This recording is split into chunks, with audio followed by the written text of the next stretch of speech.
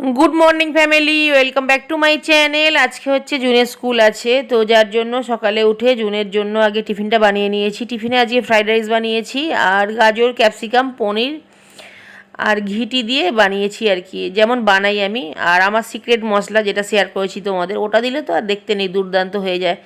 জুনকে স্যালাডে গাজর আর শসা কেটে দিয়েছি, এটা আমার জন্য রেখে দিয়েছি। আর দুপুরে আজকে আমি এটাই খেয়ে নেব আর কি।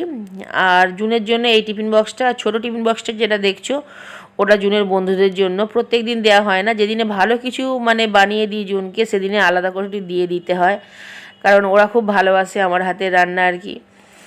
আর মানে জুনের টিফিন বক্স খুললেই কী নিয়ে এসেছিস একটা ব্যাপার চলে আর কি। এমনিতে এই ব্যাপারটা আমারও খুব ভালো লাগে, জানো তো। আর বাচ্চাদেরকে না সব কিছু ভাগ করে খাওয়া বা ভাগ করে দেয়া, এই ব্যাপারটা শেখানো খুব ভালো, খুব দরকার অ্যাকচুয়ালি। কারণ এখনকার বাচ্চারা না, এখনকার মায়েরা কটা বাচ্চা নেয়, একটা কি দুটো বাচ্চা নেয়, তো সেই জন্য একটু বাচ্চারা একালসারি হয়ে যায়, মানে একা থাকবো একা খাবো এইরকম একটা মেন্টালিটি চলে আসে। তো সেই জায়গা থেকে বাচ্চাদেরকে ছোটোবেলা থেকেই না ভাগ জিনিসটা হচ্ছে যে সবাইকে দিয়ে খেতে হয়, সবাইকে দিয়ে ব্যবহার করতে হয়, এই জিনিসগুলো শেখানোটা খুব দরকার আর কি। যাই হোক, এটা হচ্ছে সন্ধ্যার সময় জুন বায়না করে দইয়ের শরবত বানিয়ে নিয়ে এসেছে। তো এখনও সন্ধ্যা পুরোপুরি হয়নি, কিন্তু ওকে ঠান্ডা লেগে যাবে, আমি ওকে মানা করলাম। তার সত্ত্বেও আসলে ওরও দোষ নয়, জানো তো। প্রচণ্ড গরম গাইস, প্রচণ্ড গরম। আমাদের দোতলায় এত গরম নয়, এমনিতেও গরম সব জায়গাতেই, কিন্তু আমাদের দোতলায় আরও মারাত্মকভাবে গরম। সবসময় মনে হয় যেন আমি আঁচের উনুনের ওপরে বসে আছি, মানে এসির হাওয়া কাজ করছে না। এসিটা এমনি আমাদের 1 টনের কম পাওয়ারের, এসির হাওয়া কাজ করছে না। স্ট্যান্ড ফ্যান গরম হাওয়া টেনে সেটা আমায় দিচ্ছে, কী লাভ হচ্ছে। যাই হোক, সবাইকে বলি এটা হচ্ছে পরের দিন, তো সবাইকে আরও একবার গুড মর্নিং। আজকে আমাদের আলু ভাতে ভাত, মুগের ডাল হয়েছে টমেটো দিয়ে, আর ঢ্যাঁড়স আলুর তরকারি হয়েছে। আজকে হচ্ছে শনিবার, ঠিক আছে।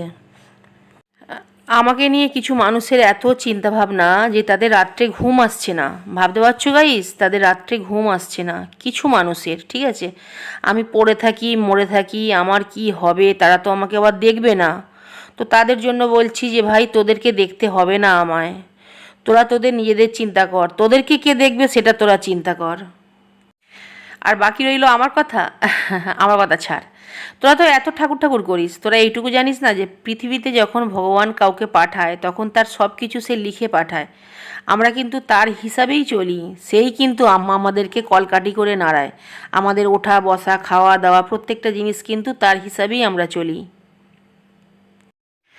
আজকে জুন আমাকে খাইয়ে দিতে বলছিল, আমি খাইয়ে দিইনি বলে রেগে গিয়ে প্রচুর গজগজ করছে। আজকের মতো বাই গাইস, চলে আসবো নতুন ব্লগ নিয়ে। Love you guys, thanks for watching.